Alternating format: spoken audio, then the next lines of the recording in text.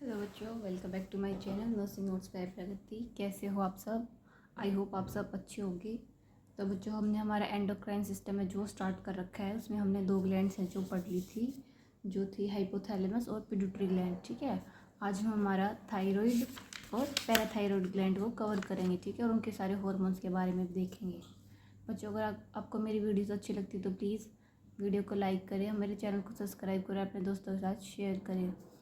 मैं इतनी मेहनत करती हूँ आपके लिए, तो प्लीज़ आप एक शेयर तो कर ही सकते हो अपने दोस्तों के साथ और चैनल को सब्सक्राइब कर सकते हो। ठीक है, ताकि मुझे भी थोड़ा सा मोटिवेशन मिले।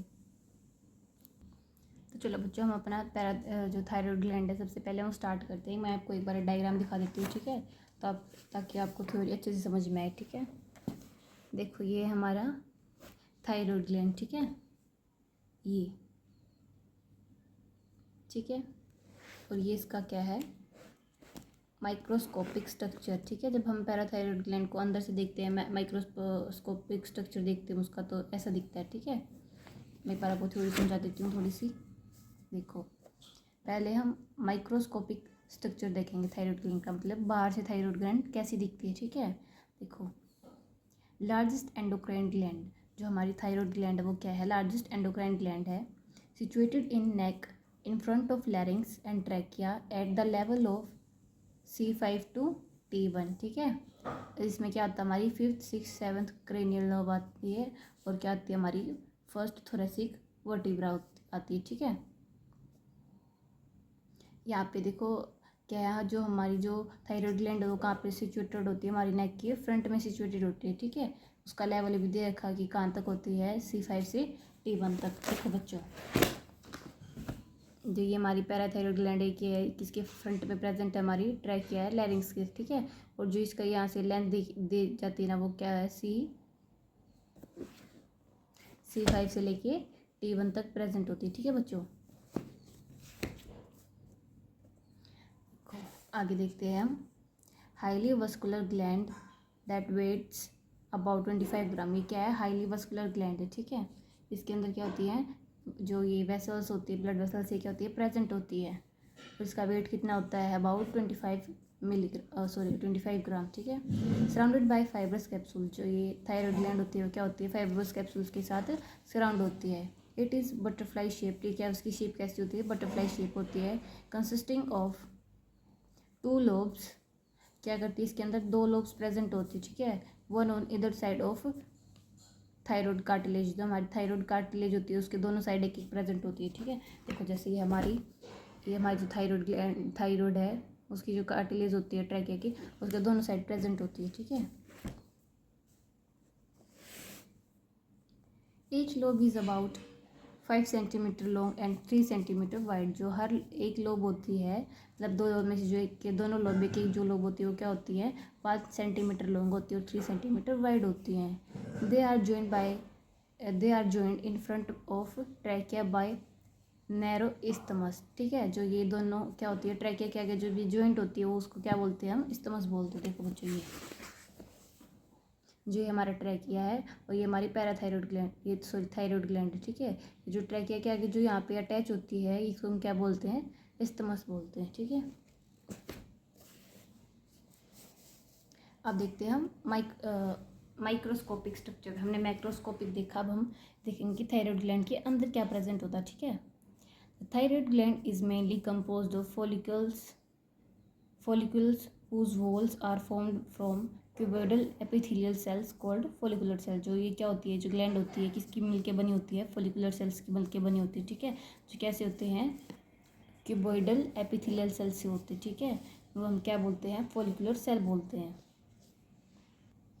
देखो बच्चों, इस पॉइंट में क्या कहा है कि जो हमारी ग्लैंड होती है मेनली कंपोज्ड ऑफ फॉलिकल्स, जो क्या होती है, मिल्क फॉलिकल्स की मिलके बनी होती है। देखो बच्चों, जो हमारी ग्लैंड होती है किसकी मिलके बनी होती है, फॉलिकल्स की मिलके बनी होती है। ठीक है, whose walls are formed by cuboidal epithelial cells। देखो, जो हमारे फॉलिकल्स होते हैं ये, इनकी जो ये वॉल है किसकी मिलके बनी होती है, क्यूबोइडल एपिथेलियल सेल की मिलके बनी होती है। तो इसको हम क्या कहते हैं, फॉलिकुलर सेल। तो हम इसको क्या बोलते हैं, फॉलिकुलर सेल बोलते हैं। ठीक है, follicular cell secrete colloid a thick sticky protein material. जो ये हमारे फॉलिकुलर सेल्स होते हैं वो क्या सिक्रीट करते हैं, colloidal thick sticky protein material को सिक्रेट करते हैं। Between the follicles are parafollicular cells present होते हैं which secretes the hormone calcitonin. जो हमारे जो फॉलिकल्स होते हैं उनके बीच में पैराफोलिकुलर सेल्स प्रेजेंट होते हैं जिसको हम क्या बोलते हैं, सी सेल्स भी बोलते हैं। ठीक है, वो क्या सिक्रेट करते हैं, हार्मोन। कौन सा हार्मोन, कैल्सिटोनिन। देखो कैल्सिटोनिन का क्या काम है, ये हमारे ब्लड के अंदर कैल्शियम के लेवल को डिक्रीज करता है। ठीक है, देखो एक मिनट रुको बच्चों, देखो ये हमारे फॉलिकुलर सेल्स थे। ठीक है, और जो इसकी लेयर मिलके बनी होती है, किसकी मिलके बनी होती है, क्यूबोइडल एपिथेलियल सेल की मिलके बनी होती है। देखो यहाँ पे लिख रखा है। ठीक है, इसको हम क्या बोलते हैं फिर, फॉलिकुलर सेल भी बोलते हैं। इनके बीच में क्या होता है, इसके बीच में पैराफोलिकुलर सेल्स प्रेजेंट होती है जिसको हम क्या बोलते हैं, सी सेल्स बोलते हैं, जबकि ये होते हैं। ठीक है, ब्लू कलर के आपको दिखाई दे रहे होंगे। ठीक है, ये क्या करते हैं, हार्मोन को रिलीज करते हैं। कौन सा हार्मोन है वो, कैल्सिटोनिन। ठीक है बेटो, ठीक है बच्चों। नेक्स्ट है, हम उसकी ब्लड सप्लाई देखते कि हमारी जो थायराइड ग्लैंड है उसको ब्लड सप्लाई कैसे होती है। ठीक है, the arterial blood supply to the gland is through the superior and inferior thyroid artery. जो आर्टरियल ब्लड सप्लाई होता है वो थायराइड ग्लैंड को कैसे होता है, जो हमारी सुपीरियर और इन्फीरियर थायराइड आर्टरीज से होता है। ठीक है, the superior thyroid artery as a branch of external carotid artery. जो हमारी सुपीरियर थायराइड आर्टरी है वो क्या है, ब्रांच है किसकी, एक्सटर्नल कैरोटिड आर्टरी की। And the inferior thyroid artery is the branch of subclavian artery. ठीक है, और जो हमारी इन्फीरियर थायराइड आर्टरी होती है वो किसकी ब्रांच होती है, सबक्लेविकल आर्टरी की। इसमें आपको कुछ ज़्यादा याद नहीं करना, आपको बस ब्लड सप्लाई में दो ही चीज़ याद करनी है। पहला, ग्लैंड को कौन सप्लाई कर रहा है, superior and inferior thyroid artery. ठीक है, और दूसरा है वेनस रिटर्न कहाँ पर होता है। ठीक है, the venous return is by the thyroid vein. किसके द्वारा होता है, थायराइड वेन्स के द्वारा। Which drain into internal jugular vein. जो हमारी क्या होती है, इंटरनल जुगुलर वेन के अंदर क्या करते हैं, वापिस वेनस रिटर्न होता है। ठीक है, थायराइड ग्लैंड का।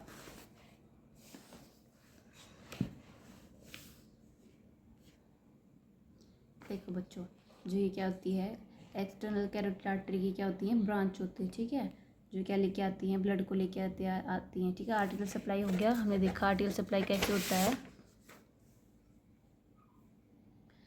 सुपीरियर और इन्फीरियर थायराइड आर्टरी से। ठीक है, और जो देखो ये है सुपीरियर थायराइड आर्टरी। ठीक है, और जो इन्फीरियर थायराइड आर्टरी है वो भी क्या करती है, ब्लड को लेके आती है।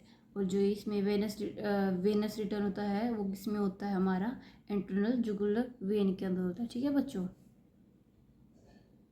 जो कि ये ब्लू कलर की आपको दिख रही है ना, जुगुलर वेन, इसके अंदर होता है यहाँ से।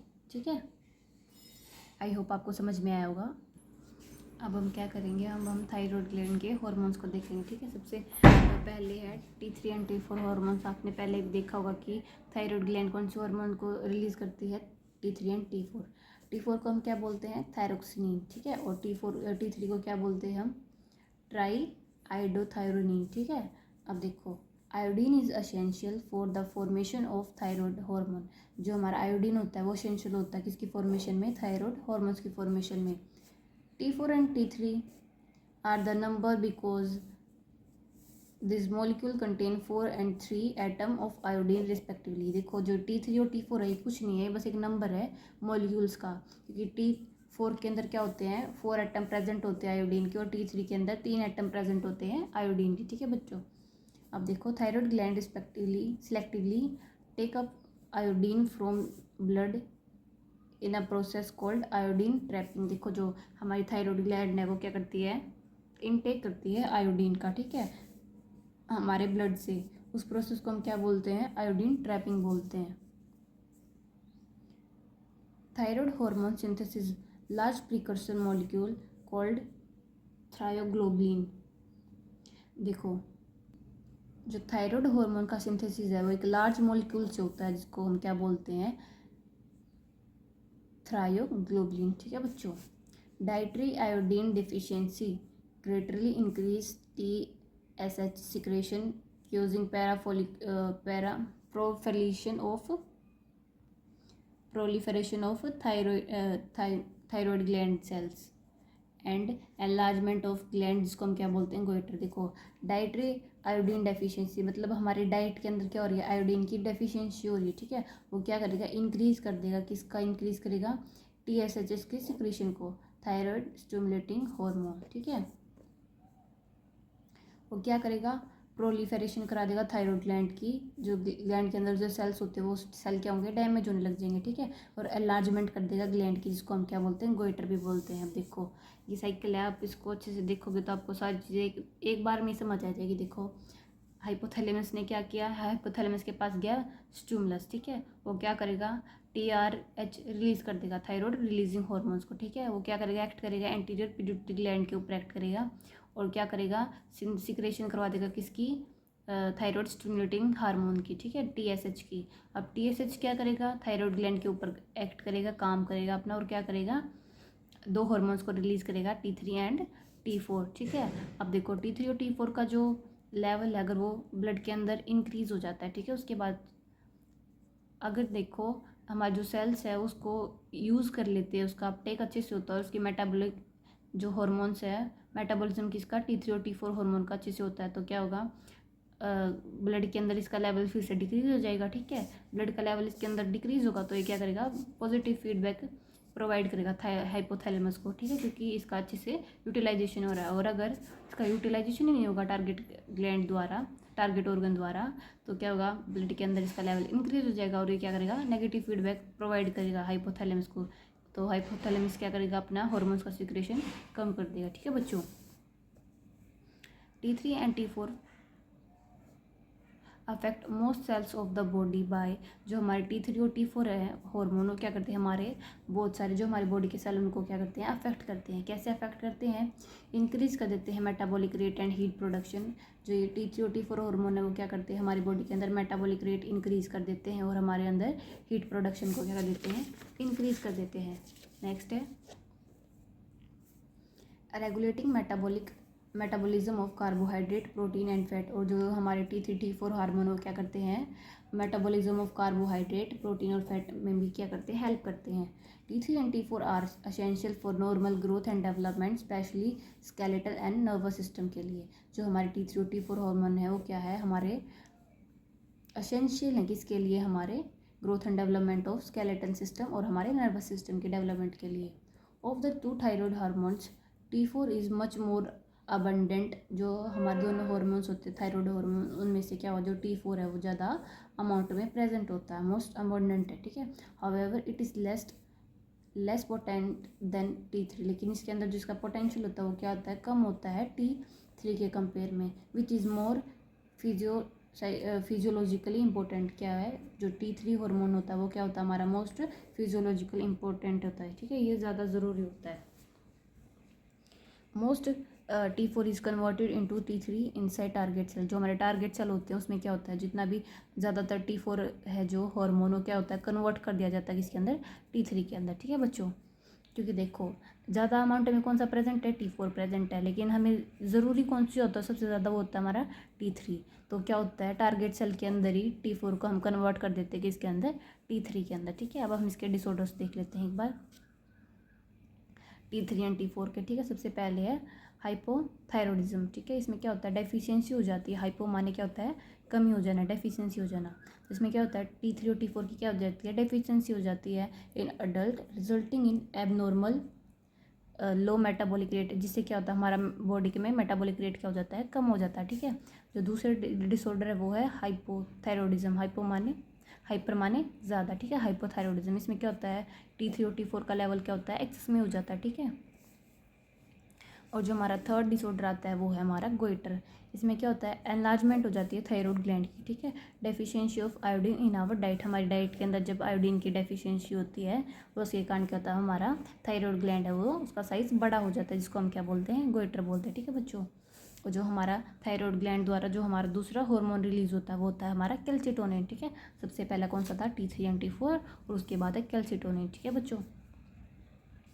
This hormone is secreted by the parafollicular cells और C cells in the thyroid gland. जो हमारे अंदर पैराफोलिकुलर सेल्स होते हैं, जो कि मैंने आपको बताए थे, डायग्राम में दिखाए थे, ठीक है। मैं एक बार आपको फिर से दिखा देती हूँ। जो हमारे ये पैराफोलिकुलर सेल्स होते हैं, ठीक है, इनको हम C सेल्स भी बोलते हैं। ये हार्मोन रिलीज करते हैं कैल्सिटोनिन।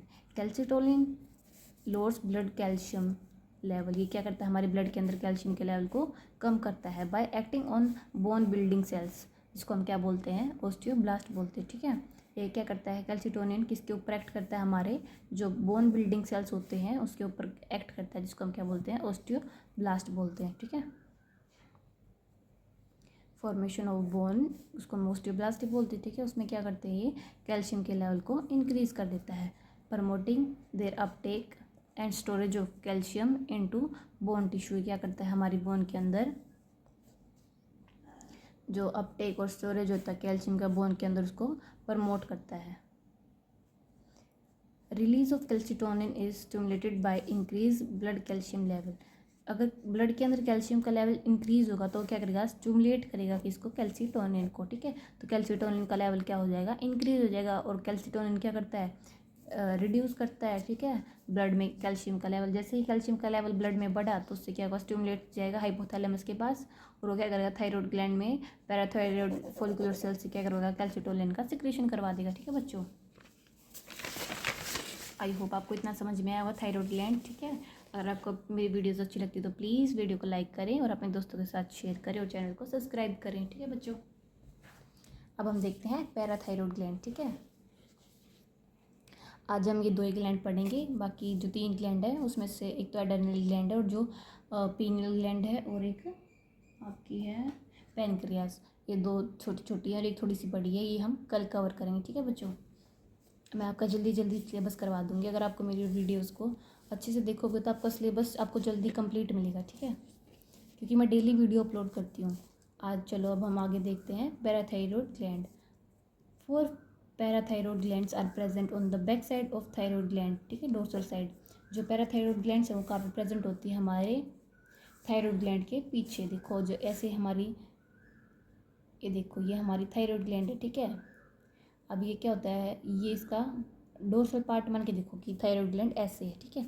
इसमें क्या होता है 2 यहाँ पे प्रेजेंट होती है पैराथायराइड ग्लैंड जो हमारी ऐसी होती है, और 2 यहाँ पे प्रेजेंट होती है, ठीक है। 2 पैराथायराइड यहाँ पे प्रेजेंट होती है, 2 यहाँ पे प्रेजेंट होती है, तो इसमें ऐसे लिख रखा है कि 4 पैराथायराइड ग्लैंड्स होती हैं present on the back side of the thyroid gland, ठीक है, जिसको हम डोर्सल साइड बोलते हैं। 2 are embedded in each lobe of thyroid gland, ठीक है। हमने देखा था कि थायराइड ग्लैंड के अंदर 2 लोब होती हैं, तो मान लो ये एक लोब है ये दूसरी लोब है, तो एक लोब में 2 प्रेजेंट होती हैं, एक लोब में 2 प्रेजेंट होती हैं, ठीक है। इसका वेट कितना होता है 50 मिलीग्राम होता है, ठीक है, पैराथायराइड ग्लैंड्स का। They are enclosed by fine connective tissue capsules and surrounded by a network of sinusoids। जो ये क्या होता है हमारा पैराथायराइड ग्लैंड, ये क्या होता है किसके अंदर एनक्लोज होता है फाइन कनेक्टिव टिश्यूज के अंदर एनक्लोज होता है, ठीक है, जिसको हम कैप्सूल्स बोलते हैं। और surrounded by a network of sinusoids, और जो हमारे साइनोसाइड्स का नेटवर्क होता है उसके बीच में क्या होती है प्रेजेंट होते हैं, ठीक है। These gland secretes a peptide hormone called parathyroid hormone, ठीक है। जो ये क्या करती है पैराथायरॉयड ग्लैंड क्या करती है पैराथायरॉयड हार्मोन को रिलीज करती है, जो कैसा हार्मोन होता है पेप्टाइड हार्मोन होता है, ठीक है। अब हम फंक्शंस देख लेते हैं, फंक्शंस क्या है पैराथायरॉयड हार्मोन के। जो पैराथायरॉयड हार्मोन्स है जिसको हम क्या बोलते हैं PTH, which increase blood calcium level, ये क्या करता है ब्लड में कैल्शियम का लेवल इंक्रीज करता है। देखो हमने देखा था थायराइड ग्लैंड में एक हार्मोन होता है कैल्सिटोनिन, वो क्या करता है ब्लड में कैल्शियम का लेवल कम करता है। और सिमिलरली जो पैराथायराइड हार्मोन होता है वो क्या करता है ब्लड के अंदर कैल्शियम का लेवल इंक्रीज करता है, ठीक है। The PTH secretion increase blood calcium level by releasing calcium store in the bone through dual action. अब देखो ये ब्लड के अंदर कैसे कैल्शियम का लेवल इंक्रीज करता है, ठीक है। ये क्या करता है 2 एक्शन होते हैं इसके अंदर, ठीक है, जो क्या करेंगे ब्लड के अंदर कैल्शियम का लेवल इंक्रीज करेंगे, ठीक है। ये कहाँ से जो क्या होता है जो हार्मोन होता है वो क्या करेगा जो हमारी बोन्स के अंदर जो कैल्शियम स्टोर होता है उसको भी क्या करता है रिलीज कर देता है, ठीक है। तो इस पॉइंट में ये लिख रखा है जो हमारा पीटीएच सिक्रेशन है वो क्या करता है इंक्रीज कर देता है ब्लड कैल्शियम के लेवल को bye releasing calcium stored in bone, जो हमारी बोन के अंदर स्टोर होता है कैल्शियम उसको रिलीज करने लग जाता है ब्लड के अंदर, ठीक है, जिससे क्या होगा ब्लड का कैल्शियम का लेवल इंक्रीज हो जाएगा, ठीक है बच्चों। तो इसके भी 2 एक्शन होते हैं, जो पहला वो क्या करता है स्टिमुलेट ऑस्टियोक्लास्ट, ये क्या करता है बोन को डिस्ट्रॉय करने लग जाता है, ठीक है, जिसको हम क्या बोलते हैं, बोन डिस्ट्रॉइंग सेल, ठीक है, ऑस्टियोब्लास्ट। इसमें क्या होता है, जैसे जैसे बोन डिस्ट्रॉय होगी तो उससे क्या होगा, कैल्शियम रिलीज होगा और वो क्या करेगा, कैल्शियम को ब्लड के अंदर ले आएगा, ठीक है। तो क्या होगा, ब्लड के अंदर कैल्शियम का लेवल इंक्रीज हो जाएगा। और दूसरा है in association with vitamin D, जो विटामिन डी है उसका भी ब्रेक डाउन करवाता है, जिससे क्या होता है, कैल्शियम मिलता है। Increase calcium reabsorption from the renal tubules, तो क्या करता है, जो हमारी रीनल ट्यूब्यूल्स होती हैं किडनी के अंदर, वहाँ से भी क्या करता है, कैल्शियम का रीअब्जॉर्प्शन करवाता है, जिससे क्या होगा, ब्लड के अंदर कैल्शियम का लेवल इंक्रीज हो जाएगा, ठीक है बच्चों। आई होप आपको समझ में आ रहा होगा। अब देखते हैं हम, calcium is essential for, calcium क्यों असेंशियल है। देखो, सबसे पहले हमारी मसल्स कॉन्ट्रैक्शन में, ठीक है, हमारी मसल्स कॉन्ट्रैक्शन में transmission of neuron impulse and blood clotting. देखो, ब्लड क्लॉटिंग के अंदर भी हमें कुछ ऐसे एलिमेंट्स की ज़रूरत होती है, ठीक है, जिसमें क्या होता है, सबसे पहले आता है इलेक्ट्रोलाइट्स की ज़रूरत होती है, जिसमें क्या होता है, कैल्शियम आता है, ठीक है, और जो क्या करता है, हमारे मसल्स कॉन्ट्रैक्शन में हेल्प करता है। और जो ट्रांसमिशन ऑफ नर्व इम्पल्स, जब हमारे इम्पल्स जो ट्रांसमिट होते हैं, हमने देखा भी होगा, पॉजिटिव ऐसे चलते थे ना हमारे, पॉजिटिव नेगेटिव, तो जो ट्रांसफ़र होते हैं नर्व इम्पल्स, उसमें भी क्या होती है, हमारे कैल्शियम की ज़रूरत होती है, ठीक है बच्चों। अब ये थोड़ा सा एक इम्पोर्टेंट पॉइंट है कि जो पैराथायरॉयड हार्मोन है and the calcitonin from the thyroid gland act in a complementary manner, ये क्या करते हैं, एक दूसरे के कॉम्प्लीमेंट्री मैनर में काम करते हैं to maintain blood calcium level within the normal range. देखो बच्चों, जो हमारा पैराथायरॉयड हार्मोन है और जो कैल्सिटोनिन है, कहाँ से रिलीज हुआ था, थायरॉयड ग्लैंड से, वो कॉम्प्लीमेंट्री मैनर में काम करते हैं, एक दूसरे के अगेंस्ट काम करते हैं, जो क्या करते हैं, मेंटेन करते हैं ब्लड का लेवल, ब्लड के अंदर कैल्शियम का लेवल, ठीक है, with in the normal range. अब देखो, अगर ब्लड के अंदर कैल्शियम का लेवल इंक्रीज हो रहा है तो क्या करेगा, कैल्सिटोनिन काम करेगा और क्या करेगा, ब्लड के अंदर कैल्शियम का लेवल डिक्रीज कर देगा। और अगर ब्लड के अंदर कैल्शियम का लेवल बिल्कुल डिक्रीज है, बिल्कुल कम है, तो क्या करेगा, पैराथायरॉयड हार्मोन क्या करेगा, रिलीज होगा, उसकी सिक्रेशन ज़्यादा होगी, वो क्या करेगा, ब्लड के अंदर कैल्शियम का लेवल इंक्रीज कर देगा, ठीक है। तो क्या करता है, मेंटेन करते हैं ब्लड में कैल्शियम के लेवल को, ठीक है। अब देख लेते हैं हम डेफिशिएंसी। सबसे पहले है हाइपर पैराथायरॉयडिज्म। इसमें क्या होता है, कैल्शियम का लेवल है वो इंक्रीज हो जाता है, जिसको हम क्या बोलते हैं, हाइपर कैल्शियमिया बोलते हैं। और दूसरा है हाइपो पैराथायरॉयडिज्म। इसमें क्या होता है, कैल्शियम का लेवल है जो कम होता है, जिसको हम क्या बोलते हैं, हाइपोकैल्शियमिया बोलते हैं। इसके अंदर क्या देखने को मिलती है हमें, एंजाइटी होती है, कॉन्ट्रैक्ट्स होते हैं, ठीक है, और टेनिटी होती है हमारे अंदर, ठीक है, सारी चीज़ें होती हैं किसकी कमी में, हाइपोकैल्शियम, जिसमें ब्लड के अंदर हमारा कैल्शियम का लेवल कम हो जाता है, ठीक है बच्चों। आई होप आपको मेरी वीडियो अच्छी लगी होगी और आपको समझ में आया होगा बच्चों।